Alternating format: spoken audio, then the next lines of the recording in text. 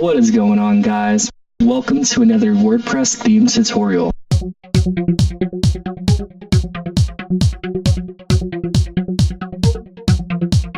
Hey, so today we're going to set up our template files for our WordPress theme. Our objectives for today are going to be twofold. One, to explain the basics of WordPress template files, and two, set up the file structure for our theme. As I explained in the What is a Theme tutorial number 2, a WordPress theme is basically just a folder that holds files. These files can be of type .php, .js, .png, .css, or even .txt. The type of files that we are going to talk about, however, are the template files. Template files are specially named PHP files that WordPress recognizes and looks for in every theme, containing usually a mixture of HTML, template tags, and PHP code. These template files must be named precisely what WordPress expects them to be named. I'll repeat that because it's important. Template files included in a theme must be named precisely what WordPress expects them to be named. If WordPress does not recognize the name of the file that you give it, it will essentially ignore it. So let's set up our WordPress theme folder right by naming our files correctly.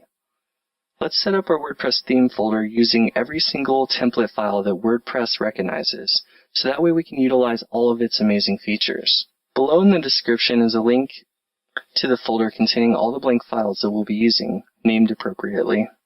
You can download that in the description below, or if you're feeling ambitious, you can just manually create the files yourself, but there's a lot of them.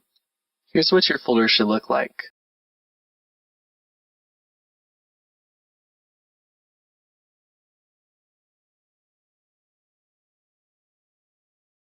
Okay, so the next thing we need to do is we need to slide our theme into the local host. So to do that, I have two folders open. Our first one is going to be the htdocs, and then go to WordPress, and then WP Content Themes. And now, extract the folder,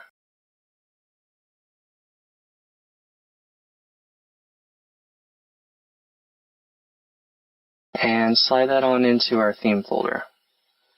And that's all, we're all set. Now I'd like to turn your attention to the header.php, footer.php, and the sidebar.php file.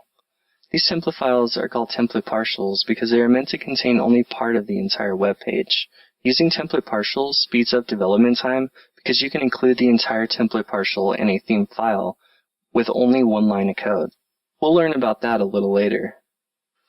So to recap, we learned that template files are specially named files that WordPress looks for in your theme and uses to decide how to render the web page. I gave you a link in the description to download the blank theme folder entitled Coder Kyle Theme, and then we wrapped it up by discussing the template partials, which are basically just template files that are intended to be used as partial parts of a web page. Template partials can be included in your web page using functions. For example, after we write the code in the header.php, we can include all the code into the index.php file using the function called getHeader.